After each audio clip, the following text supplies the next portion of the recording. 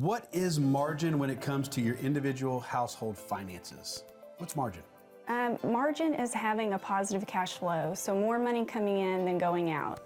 When you're building a budget, there are non-discretionary items like rent and mortgage, utilities, taxes, childcare, and discretionary expenses like eating out, leisure, hobbies, jewelry. Life throws us surprises like home repairs and medical expenses. In fact, unforeseen medical expenses is the #1 reason families are racking up record levels of credit card debt today. Why is it important to build in some margin into our finances? I mean, why do we need to have some extra room to move in our lives and in our finances? Building up margin in our finances allows us to breathe. In fact, the stress of trying to keep up with all the payments, the repairs, and all the stuff brings nothing but stress and time away from God's plan for us. What are some ways that people can begin to build in some margin into their finances? I mean, what does the average person need to consider when thinking about controlling their finances instead of letting their finances control them? You know, I would look to Dave Ramsey. He has some really good tips and tools for helping people get out of debt and build margin. For some, it may mean taking a hard look at where you're spending money, even drilling down into your Amazon and Walmart purchase histories.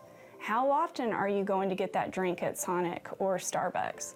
And then you have to ask yourself, is this a need or a want? I think, in my opinion, we've been lied to a degree on what is, everything's okay in moderation. What is moderation anyways? One Frappuccino a day? One 16-ounce pumpkin spice Frappuccino is $6.81. Wow. If you had that 365 days a year, that's almost $2,500 and an extra 77,000 calories a year. Wow. Let's say it takes 15 minutes a day to get that Frappuccino. That's about 5,500 minutes per year, or 3.8 days spent in drive-thrus.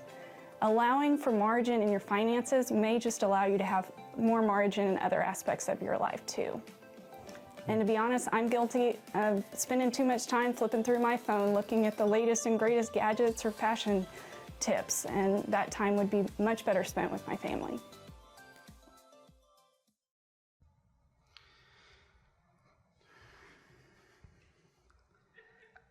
I kind of hate to say this after the Starbucks comment, but let's grow, church. Let's grow.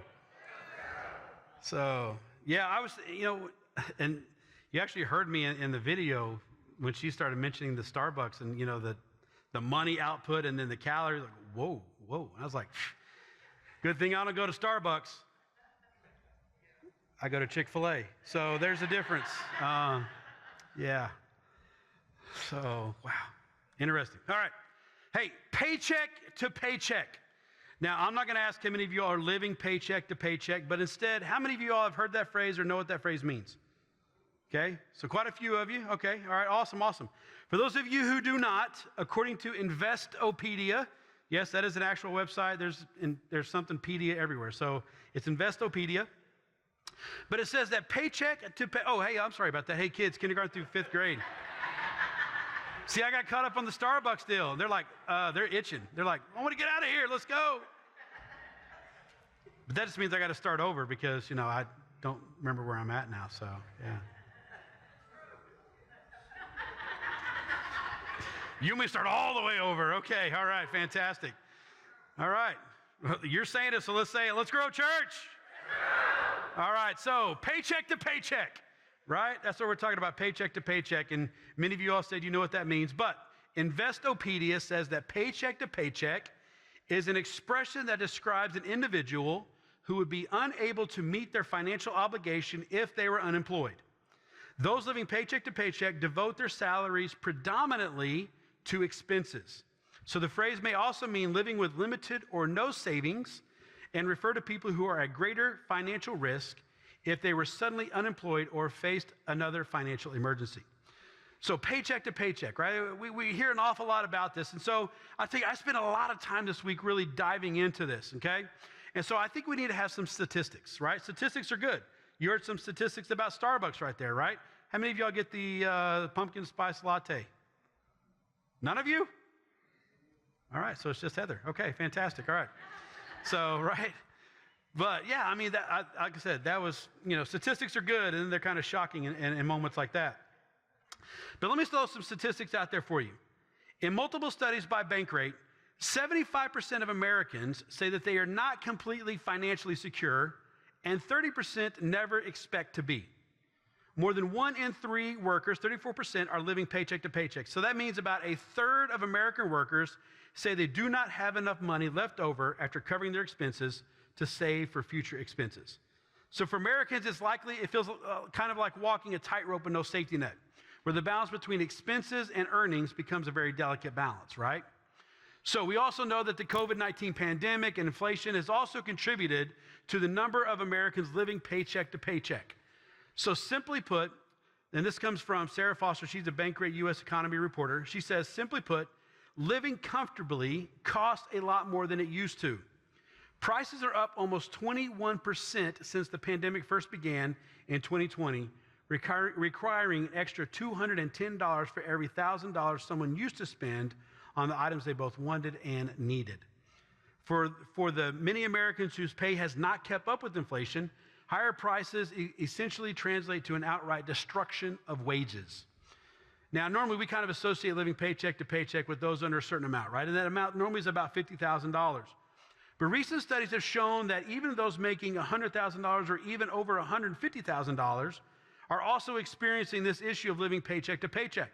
In fact, it is estimated that a fifth of U.S. households that earn more than $150,000 a year are in this situation. So it's not just something that's hitting those that are under $50,000, but it's also hitting those that are above $150,000. So the question becomes, what's going on? How do we start to understand this? Well, especially for those that are living in the upper, 150 plus, right? Many experts point to a phenomenon called lifestyle inflation.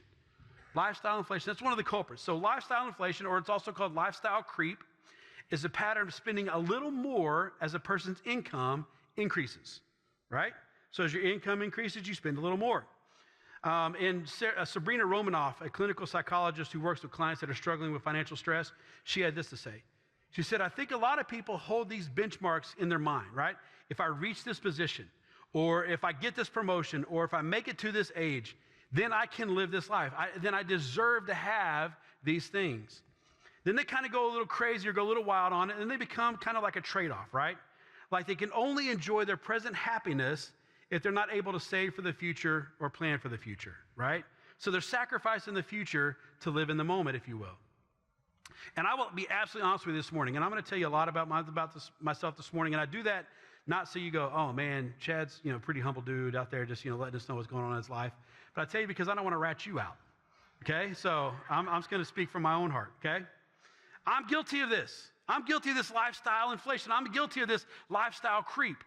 You see, growing up, I grew up in kind of a middle-class family that seemed to always have what we needed, not necessarily everything we always wanted. And there were times that things were tight. And they got really tight there for a while, and we all felt the pinch. But like I said, we always had food on the table. We always had a roof over our head. Well, when I was young, I started working for my dad, right? I started working for my dad, and I started making soft side water beds, right? It looked like just a regular mattress. They were fantastic. They were wonderful. So I started making soft side water beds, and then we moved to innerspring mattresses, and then we did vinyl cores for water-filled punching bags for Century Martial Arts. Oh, those were fun. I enjoyed doing those. Then I did shingle roofing, and then I did sheet metal roofing. And then I did lawn maintenance, I did sales, I did store management, I made deliveries and pickups. I mean, basically, whatever my dad told me to do, that's what I did, right? He was the boss. I was the guy that had to do the work. So I will tell you, and I'm going to paraphrase Donna Summer when I say this, but I worked hard for the money, right? I worked hard for the money. I worked so hard for it, honey. I worked hard for the money, so I had to treat me right, right? I did. Nobody else was. I had to treat me right. All I saw in front of me at that time, all that I saw was the dollar bills, y'all. That's it. That's all I saw. And I knew it was time to treat myself. I had to treat myself. And that's what I did. I treated myself. Suddenly, all of a sudden, man, the food at home didn't taste any good anymore, right? It didn't. I had the cash, and Taco Bell was on the way to everywhere, right? So, I just do a quick stop in the drive-thru. It's just what I needed, and I needed that about 4 to 5 times a week. So I just basically realized that I swap Taco Bell for Chick-fil-A. So anyways, but yeah, suddenly the food at home didn't taste any good anymore. And then suddenly waiting for a ride from my parents, I mean, that was no longer cool, right? I couldn't do that anymore. So I bought the first truck that I ever looked at when I was 15 and a half years old, right? The very first one. Suddenly being at home with the skateboards and the video games and the cable TV, that was no longer entertaining enough. So I was always on the go, right? I was hanging out with friends. I was going to the movies. I was going on dates. Somewhat. My parents had to pay for my first date, but that's a different story, right? But basically, it was money in, money out, right? The more money I made, the more money went out. And this trend continued for many years. In college, even after taking some finance courses, if I would get a little bit of money, you know what I'd do?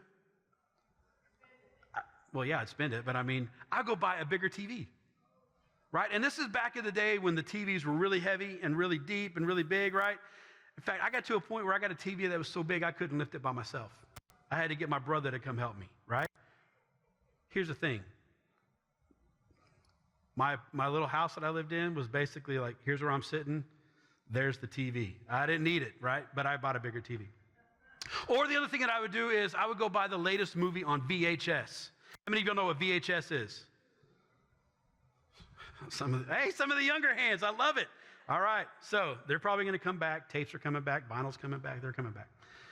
But when I graduated college and I landed my first real job with a sizable paycheck, you know what the first thing I did was? I went out and bought a brand new 2000 Toyota Tacoma. Love that truck. Best truck ever. Wish I still had it, right? It could have been paid over like 20 times by now. But this lifestyle inflation, it just continued. And it even continued after we got married. I mean, more money in, more money out. And now, 48 years of my life, when I look back on 48 years of my financial life, I always wonder two things. Now, I understand that times have changed, right? I understand that. I understand the change with jobs. I understand the change with kids. I understand the change with home ownership. And I understand inflation has changed as well. But I always wonder this. How did I ever live on $4.25 an hour? I don't know how I did that, right? And how can I go back to that simpler time before my spending increased with my wages, right? How can I go back and change that mind frame? How can I do that? Well, evidently, I'm not alone in this, as the statistics indicate, right? But this is a struggle that we have had to overcome, because living to paycheck, I'll tell you, it wasn't working. It wasn't working. Nothing in savings. We had nothing in savings for a long time. We had a lot of debt, and a lot of that was because of me, right? Constant stress about how long that last $100 was going to last. And I mean, how can we ever start a family if we were barely making it as we were? I mean, the struggles. You see, it appeared to me that there was no room for anything else. There's no room. If something were to happen to either Leslie or I, any type of emergency whatsoever, we would have been ruined financially. Absolutely ruined. Simply put, there was no margin. There's no margin. And I will tell you that none of that changed until I changed how I viewed money, and until we started tithing. None of that changed. Now, I'll tell you, we've already talked about, viewing money as a tool that it is. We've already talked about tithing, so I'm not going to go into that. But I'll tell you, that's what happened for me. None of that changed. There was no margin. No margin. Now, you might be asking, Chad, you've used that word an awful lot, right? What are you talking about? When you say margin, what exactly are you talking about? Well, we learn about margin early on in life, don't we? We do. I mean, think about that big open space on a piece of lined notebook paper. What's it called? The top margin, right? Or you stay on that piece of notebook paper. What's over here on the left? And there's 3 lines that mark it off. What's that called? The left margin, right? And some have the right margin. But then we even get to the point with computers. We have print margins on the computer, right? So you can actually set those up. But all of these serve the exact same purpose. And early on, we are taught to respect the margin, to leave the margin empty, respect the margin. And when we respect the margin, it adds form to whatever we're writing. But then it also leaves room, right? It leaves room for corrections. It leaves room for additions. But I'll tell you, I cannot tell you how many times I went past the margins while I was in school. And then the teacher would mark on it and then leave me a note in the margin about not writing in the margins, right? And I'll tell you, that irritated me. It really did. I mean, why do you get to write in them if I can't, right? But anyway, it's a different story. You see, I think they were trying to get me to understand the importance of having some margin in my writing. It's important. But if margin is so important in our writing, then why don't we apply some margin to the rest of our lives? Right? It can't be just for writing. It's got to be for everything that we do. You see, it seems to me that there is still an opportunity for each of us. And I don't care what stage of life you're in. I don't care how old you are. I don't care anything about that. But because in this case, there is still opportunity for each and every one of us to experience some corrections and additions. And doing that in things like our relationships, in our time management, in our finances, and so many other aspects of our lives. We've got to leave room for correction and additions. We've got to leave room for margin. So this is what I want us to focus on today. I want us to focus on this idea. I want us to focus on this concept of margin. And I know that we've been focusing the majority of this series on our finances and the role of money in our lives, but when it comes to margin, right, every part of our lives, not just our bank accounts, but every part of our lives can be adversely affected if we don't have it. If we don't have any margin, it can affect us. So if it's that important, then what is margin then? What's margin? We need kind of a definition of that. So a solid working definition of margin for our discussion today comes from the pastor of Life.Church, Craig Rochelle, who in his message on margin quoted Andy Stanley of Northport Church. Okay, so Craig said that Andy said that margin is the available amount beyond what is necessary. Okay, margin is the amount available beyond what is necessary. And then Craig kind of went off on this and he expounded just a little bit and he says, I might define margin as this. It's the difference between what you have and what you need. The difference between what you have and what you need. If I have 30 minutes to get somewhere and it takes 20 minutes to get there, I have 10 minutes of margin, right? If I have $100 and I got $80 worth of bills, I got $20 of margin. The difference between what you have and what you need. So how does margin then play out in everyday life, right?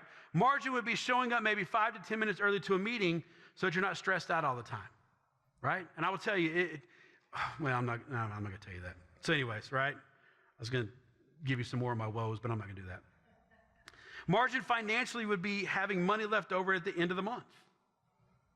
Margin is having distance between you and temptation rather than being morally on the edge all the time. It's having preset buffers in your life to keep you from stumbling into destructive life habits, right? Other people call that boundaries. It's having some boundaries. Margin could be having emotional capacity to deal with problems. I mean, just think about it. When your kid comes up and it just drops like this huge bomb on your lap, right? And you don't just unleash on your kid because you're overwhelmed. No, right? It's having the emotional capacity to deal with the struggle, to help them through that. Margin could be having 3 or 4 nights a week where you don't have anything on your schedule.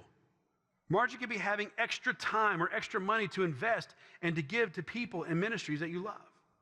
Margin could be simply having time to think, to reflect, to meditate, to dream.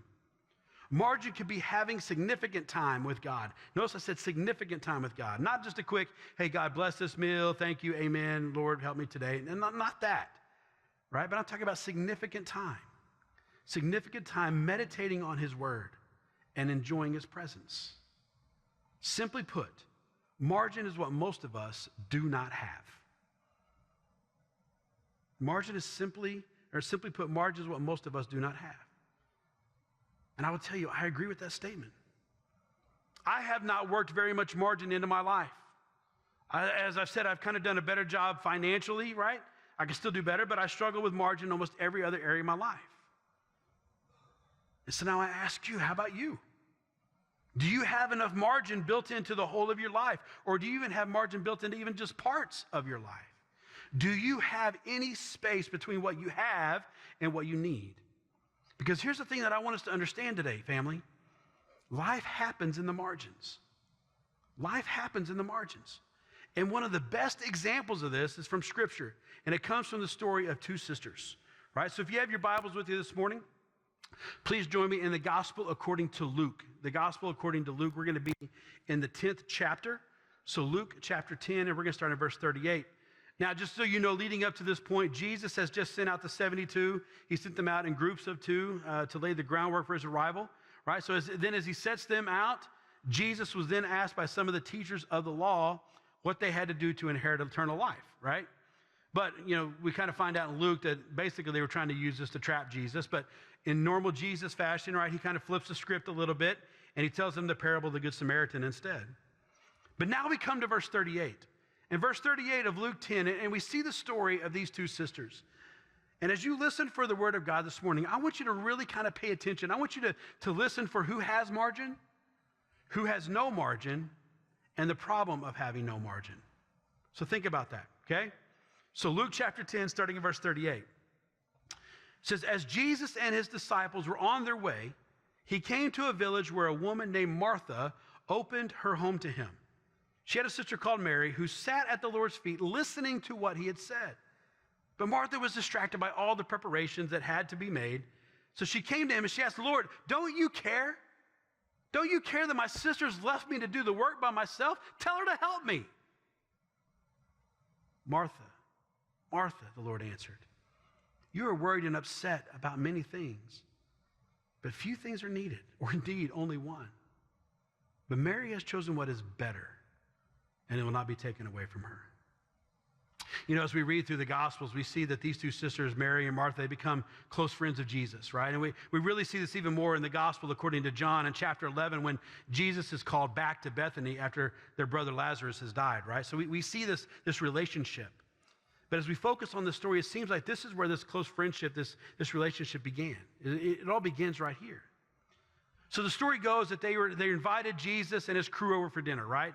Jesus has got a group of 12 that's hanging out with him, probably a whole bunch of more people that are following him around at this point, right? But they invite them over for dinner. Now, we're not told what the preparations had been that had been done before the dinner, but eventually what we find out is that after they arrived, it appears that all the preparations weren't done. Not everything was ready. So after Martha greets them, right, and Martha gets them all settled and makes sure that everybody's taken care of. Are you comfortable? Do you know the pillow? Is everything all right, right? As soon as she gets done doing that, Martha continues with her role as the hostess with the mostest, right? I mean, she jumps straight back into that. She pops right back into service. But then her sister Mary just sitting at Jesus' feet, hanging on every word. Two sisters. Two different ways of being. Now, many times, poor Martha, she gets beat up when people discuss this passage. She does, right? You start thinking, how could she do that? You invited Jesus over to your house, and then you ignore him. You go around just making sure everything's taken care of. You're lost in the business. How can you do that? Mary is definitely the better sister. She's got to be, right? Yay, Mary! Come on, Martha.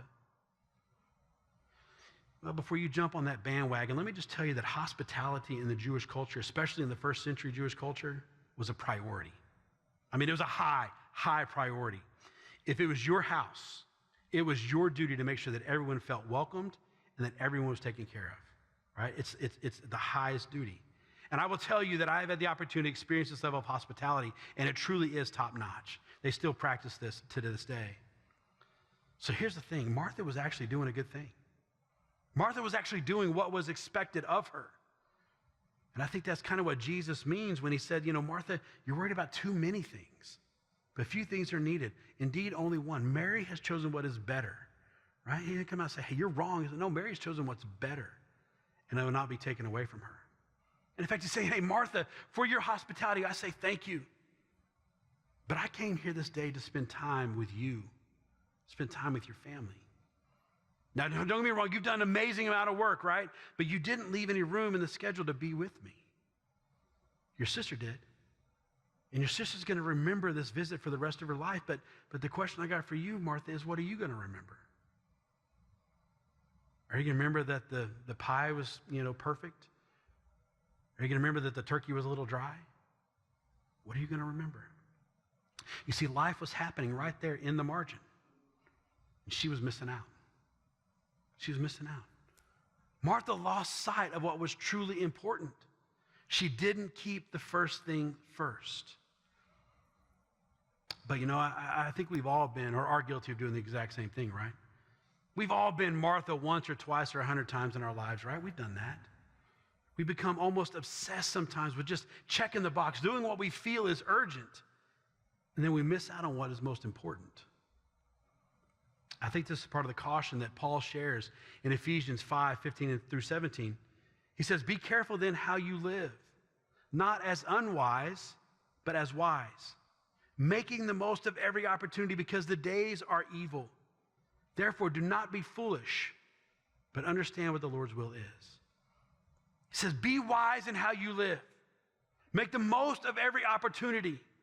Keep the first things first. And that's doing the Lord's will. I will tell you, it is hard to accomplish these things if we have not left any room in our lives for them. It's hard to accomplish them if there's no margin. That's because there are a few things that happen when we don't build margin into our lives. You see, I think the first thing that happens is when we don't build margin in, when our margin starts to decrease, our stress starts to increase. We see this in the life of Martha right here, right? I mean, think about it. She is flying all around the house. She's making everything as perfect as possible. And when she sees Mary just sitting there at the feet of Jesus, what happens? The stress overtakes her and she loses it. Jesus, this ain't right. Tell my lazy sister to get off her caboose and get to helping. Now, can you imagine saying that to Jesus? I mean, could you really? Could you imagine that?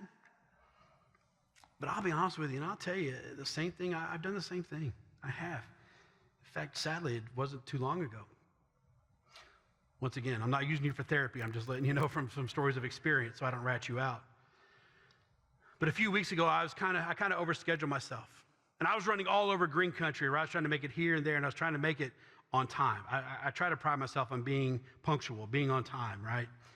And wouldn't you know it, those were the moments that every driver in front of me decided this would be the perfect time to practice patience. Every single one of them. I could feel my heart rate increasing. At one point, my watch even gave me a warning that my heart rate was elevated, and it appears that I was not working out. So I got frustrated. I got super frustrated. And I remember one of my prayers in the midst of everything that was going on that weekend, and this is my prayer, it's like, God, I'm doing what you have called me to do, but these people didn't get the message. Can you please help them find the gas pedal? That was my prayer. I didn't say it was a good prayer. I'm just saying that was my prayer. My stress level was through the roof. And then when I arrived at the places that I needed to be, I had to spend even more time just calming myself down. So I didn't take that in there with me. I'll tell you, there was so much that I missed out on that week because I didn't build in any margin. And then to top it off, the stress of that week also took its toll on me physically. My stomach was upset all week long, right? I couldn't sleep. I was irritable to those around me when I really had no reason to be irritable. You see, if we're going to keep the stress levels at a minimum in our lives, then we've got to learn to build in some margin. We got to build in some margin. Not just in one part, but in every part of our lives. And I'll just tell you, since we've been talking about money in this series, and let me just very briefly, but also very plainly say that we have to build some margin into our finances as well. If not, the stress will come, as Heather said in the video, right? I mean, the stresses are going to be there.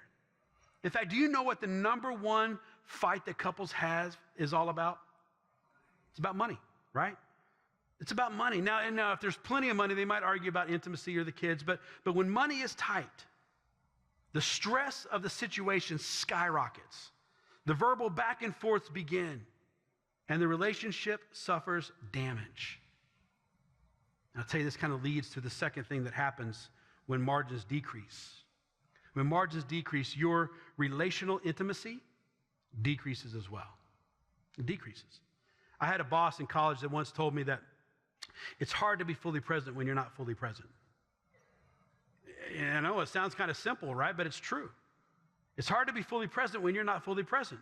When your mind is occupied with other things, you cannot be fully in the moment. And if you're not fully in the moment, then you're going to miss out on all the life that's happening around you. And this is what was happening to Martha. She was so preoccupied with the duties of being the hostess to Jesus that she missed out on the blessing of being with Jesus. I think that's why Paul has challenged us to make the most of every opportunity. That's what he said in that passage from Ephesians. Because life happens in the margins. Life happens in the margins. And I'll tell you, Jesus not only understood this, but he also practiced it. I mean, if you go through his accounts in life, right, we see time after time that Jesus created margin. He knew that he could not do what he was called to do and be fully present with those around him, like the disciples and his friends and the crowds and those that he healed, even the religious elite. He could not be fully present if he was completely drained. See, what we ought to remember sometimes is, yes, he's the Son of God, but he was also a man. He's also human. And let's face it, the people were not going to give him a break. They were not going to give him a break. Right? They followed him from town to town, and the numbers grew and grew and grew. He became very popular. They wanted to be with him. They wanted to learn from him. They wanted to be healed by him. We even have the one story where the woman who'd been bleeding for 12 years just wanted to touch the hem of his robe so that she could be healed. And when she did, Mark tells us that Jesus felt power leave him. Right? So when you put all of this together, as I said, even the very Son of God, for him, this is a lot of exerted energy. And this could have drove him to the point that he had no relational intimacy to give. But what did he do when the pressures of the day started to mount up? He sent his disciples on ahead. And then he went and spent time alone to pray. Right? He created margin. He wanted to keep the first thing first. And the first thing first was making sure that he was connected to the one who's supplying everything that he needs. Family, the margins of our life are not pre-printed like they are on a piece of lined notebook paper. We have to create them. We have to create them, and then we have to respect them. Because if margin decreases, then stress increases, and our relational intimacy decreases. But here's the thing. Creating margins really are not that hard. They're really not. The hardest part is sticking to them, right? It's not getting near them. But creating margins are really not that hard. It requires thought and planning, and then planning to think. Right? You have to take time to plan to think so that you can think and plan. You have to do that. In fact, Craig Rochelle, in his message on margin, at the very end of his message, he shared and challenged Life.Church to practice Psalm 46:10. Psalm 46:10 says, to be still and know that I am God. Now, Craig wasn't saying that he was God, and I'm not telling you that I'm God. But instead, Psalm 46:10 challenges us to slow down and to focus on God, because when we create intentional time to think, right? When we create space, when we create margin to keep the first things first, then we're going to discover that we have plenty of room for margin in all aspects of our life. We're going to do that. We're going to do that. We're going to make sure that those things happen, and we do that by staying connected to God. Because if we let him, God will show us the blessing of being in relationship with him. So family, that's what I want to challenge you with today. I want to challenge you with the opportunity to be still and know that God is God. Be still and know that God is God.